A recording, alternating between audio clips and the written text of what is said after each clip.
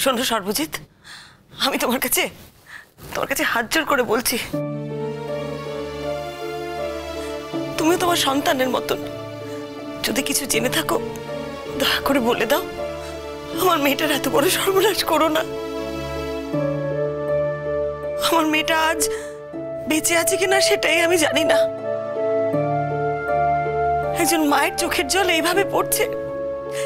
তোমারও তো মা আছে, লক্ষ্মী বাবা, তুমি যদি কিছু জানো বলে দাও। এরকম করো না, বলে দাও সব কথা। কি সোজা আঙুলে ঘি উঠবে নাকি আঙুলটা বাঁকাতে হবে? শেষবারের মতন তুমি তোমার বাবার সঙ্গে এসেছো, এরপরে কিন্তু আর পরিবারের পাশে থাকতে পারবে না। এরপরে তোমার কৃতকর্মের দায়িত্ব কিন্তু তোমাকে নিজেকেই নিতে হবে।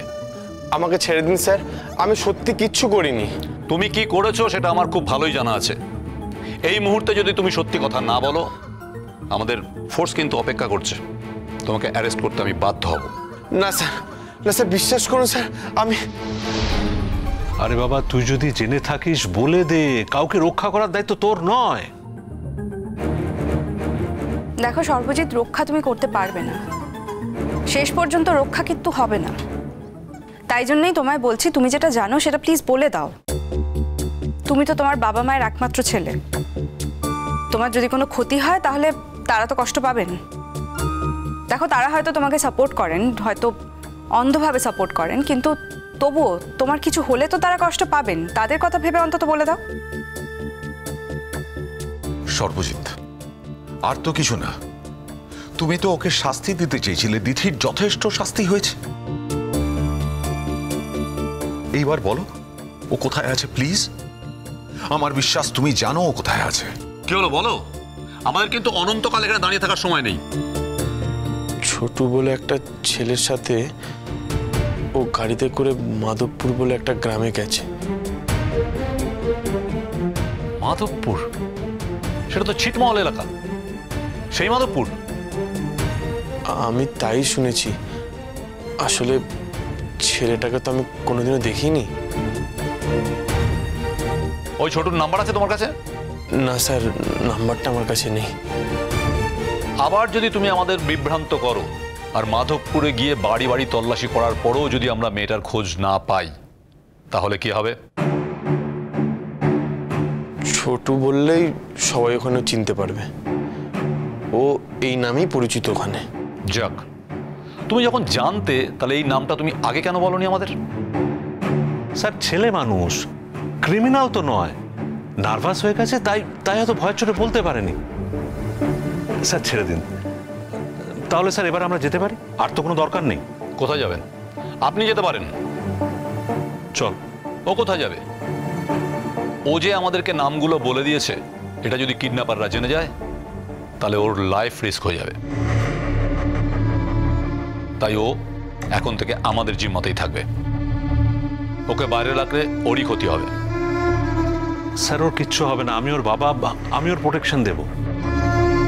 আপনি ওকে প্রোটেকশনে রাখতে পারলেই যে আমরা ছেড়ে দেবো তা তো নয়, আমাদেরও একটা দায়িত্ব আছে, রেসপন্সিবিলিটি আছে। আফটার অল ও তো ভবিষ্যতের ডাক্তার, আর সেই ডাক্তারের এরকম একটা কেসে ফেঁসে গিয়ে প্রাণহানি হবে সেটা আমরা কোনোভাবেই চাইতে পারি না। তাই ও আমাদের জিম্মায় থাকবে। আপনারাই তো বলেছিলেন যে সব সত্যি কথা বলে দিলে আপনারা... বলেছিলাম, কিন্তু এখন বলছি না। যে সত্যি কথাটা বলতে 7 দিন সময় লেগে গেল, সেটা আরো অনেক আগে বলা যেত। এই ফোর্স ডাকুন, ফোর্স ডেকে ওকে অ্যারেস্ট করে দিন। হ্যাঁ স্যার। বাবা, স্যার প্লিজ এই কাজটা করবেন না, বাচ্চা ছেলে, জীবনের প্রথম ভুল, এবার অন্তত... আপনি কথা বাড়াবেন না, বলছিলাম যে আপনি স্যার, প্লিজ বাইরে যান। শুনুন না, নামটা যখন জানতেই পেরেছেন তখন... আর ম্যাডাম কোনো চিন্তা করবেন না, ফোর্স পাঠাবো আমরা। স্যার যদি কোন আমাদের পারমিশন দেন, আমি আপনাদের সঙ্গে যেতে পারি। মানে আমি আলাদা অন্য গাড়ি নিয়ে যাব। স্যার, আমাদের তরফ থেকে যদি কেউ যেতে পারে একটু অ্যালাউ করুন না, বুঝতেই তো পারছেন। আমি যাব তোমাদের সাথে। তুমি পারবে না, ওই ধকল তোমার শরীর নিতে পারবে না। যা দখল সামলেছি এটা তো তার কাছে কিছুই না। আমি যাব দেখতে ওখানে। আমি আমার মেয়েকে দেখতে যাব, আমার মেয়ে কেমন আছে সেটা দেখতে আমি যাব ওখানে। আমরা একটু নিজেদের মধ্যে আলোচনা করে আপনাদের জানাচ্ছি। আপনারা আমাদের সঙ্গে যেতেই পারেন, কোনো অসুবিধা নেই। সেরকম হলে উপলকে সঙ্গে নিয়ে যেতে পারি, তুমি বরঞ্চ এখানেই থাকো। তুমি সবার কথা ভাবছো আর আমার কথা ভাবছো না। ম্যাডাম, আপনি আর টেনশন নেবেন না। আপনি অনেক সহ্য করেছেন, আমরা প্রায় তীরে এসে গেছি। আর একটা দিন মাত্র, আমরা কালকের মধ্যেই মাধবপুর পৌঁছে যাব। আশা করছি কালকের মধ্যেই আপনি আপনার মেয়ের খবর পেয়ে যাবেন। আসবো স্যার? হ্যাঁ, ভেতরে এসো। সব কটাকে অ্যারেস্ট করো। সবাইকে নিয়ে যাও। চলো বাবা। স্যার, একটা ছেলেকে মিথ্যে আশা দিয়ে আপনার আবার... আপনাকে বাইরে যেতে বলেছি। স্যার, ওর মা বাড়িতে ওয়েট করছে, ওর মা খুব হার্ট হবে স্যার। ওই মেয়েটির মাও খুব হার্ট হয়েছে, আর সেটা আপনার ছেলের কারণে। একটা কথা জানেন তো, প্রত্যেক ক্রিয়ারই সমান ও বিপরীত প্রতিক্রিয়া আছে। আর বিজ্ঞানের এই কথাটা যদি সত্য হয়, তাহলে ওর ক্ষেত্রেও সেটাই প্রযোজ্য হবে। নিয়ে জানো কে? স্যার প্লিজ স্যার, এরকম করবেন না স্যার, প্লিজ। আমি এই ভুল করবো না স্যার। আমি কথা বলছি, তুই এরকম করিস না, আমি কথা বলছি, আমি কথা... আমি আপনার কাছে কৃতজ্ঞ ম্যাডাম। আপনার কথার বেসিসেই কিন্তু আমরা ওকে সন্দেহ করেছি। আপনি না বললে হয়তো এই ব্যাপারটার দিকে আমরা অতটা আলোকপাতই করতাম না ম্যাডাম। হ্যাঁ ম্যাডাম, এই ব্যাপারটা পুরোটাই আপনার ক্রেডিট। আমরা হয়তো সন্দেহ করতাম, সবাইকেই সন্দেহ করতাম, তবে অতটা প্রায়োরিটি এই ক্ষেত্রে মনে হয় দিতাম না। যাই হোক, আপনার মেয়ের সন্ধান পাওয়ার ব্যাপারে এক্ষেত্রে আপনার ভূমিকাটাই কিন্তু সবচেয়ে প্রধান। খুঁজে পান কিনা আগে দেখুন, আর খুঁজে পেলেও তাকে জীবিত পান কিনা। আন্টি প্লিজ, তুমি এরকম কথা বলো না। তুমি তো মা, তুমি এরকম কথা বলতে পারো না আন্টি। তুমি শুধু ভালো কথা ভাবো আন্টি। তুমি ভাবো যে দিঠি ভালো আছে, দিঠি সুস্থ আছে। কালকে যারা যাবে তারা দিঠিকে ফিরিয়ে নিয়ে আসতে পারবে। আমার মন বলছে আন্টি, কালকে দিঠিকে ঠিক খুঁজে পাওয়া যাবে। আচ্ছা, আমরা এক্ষুনি যেতে পারি না? দেখুন, আমাদের একটা প্ল্যান করতে হবে। ওখানকার লোকাল থানার সঙ্গে যোগাযোগ করতে হবে। আর ব্যাপারটাকে নিয়ে বেশি তাড়াহুড়ো করা যাবে না। তাড়াহুড়ো করলে ওরা যদি আমাদের খবরটা জেনে যায়, তাহলে কিন্তু পুরো প্ল্যানটা ভেস্তে যাবে। আমরা কাল ভোরবেলায় বেরোবো, ওই 9টা সাড়ে 9টার মধ্যে পৌঁছে যাবো মাধবপুর। আপনারা এবার আসুন, আমরা একটা ধাপ অন্তত পেরোতে পেরেছি, এটাই আমাদের সান্ত্বনা। আপনাকে অসংখ্য ধন্যবাদ। ধন্যবাদের কি আছে, আমাদের এটাই কাজ এবং এটাই আমরা করে থাকি। কালকের দিনটা যেন আমার জীবনে অন্যরকম হয়, আমার পরিবারের সকলের জীবনে অন্যরকম হয়, এটা ঈশ্বরের কাছে প্রার্থনা করছি। কালকের দিনটা অন্যরকম হবেই আন্টি। কালকের দিনটাকে অন্যরকম হতেই হবে, আমি তোমায় বলছি। চলো আমরা যাই এবার। হ্যাঁ, আসছি স্যার।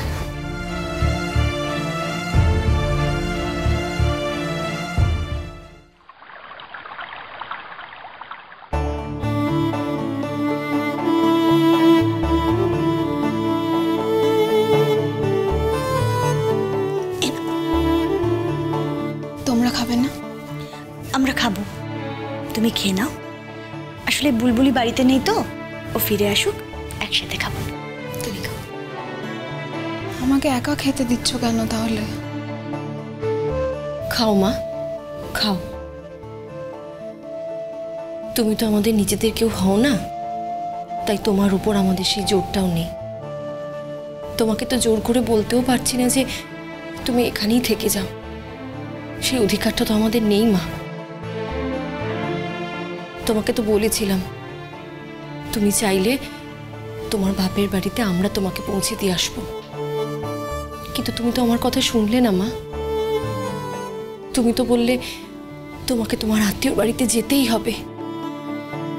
হ্যাঁ, যেতেই হবে, কারণ ওকে আমার ওর আত্মীয়ের বাড়ি পৌঁছে দেওয়ার কথা। তারপর সেখান থেকে ও নিজের মায়ের কাছে যাবে কি কোথায় যাবে সেটাও ঠিক করবে। তোমরা এর মধ্যে ঢুকছো কেন? তুমি থামো, তুমি কোনো কথা বলবে না। গত দুদিন ধরে ওকে জিজ্ঞেস করছি, ও নিজে থেকেই বলছে যে ও ওই আত্মীয়র বাড়ি যেতে চায় না। যেতে চায় বলেই তো যাচ্ছে। সে তুমি ওকে বকাবকি করেছো তাই? কি তুমি তোমার আত্মীয়ের বাড়ি যেতে চাও না? চাই, আমি যেতেই চাই। তোমরা এতদিন যে আমার এত যত্ন করেছো আমি কখনো ভুলবো না। দিঠিমা, জানি না তোমার সঙ্গে আর কখনো দেখা হবে কিনা। আচ্ছা, তুমি যে আত্মীয়র বাড়িতে যাচ্ছ সেটা কোথায়, তার ঠিকানাটা কি মা?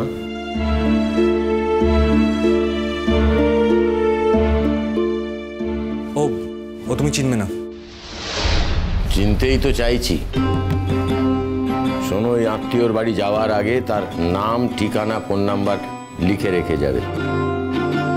আচ্ছা, আমি তোকে পৌঁছে দিতে যাচ্ছি, ফিরে এসে বলে দেবো।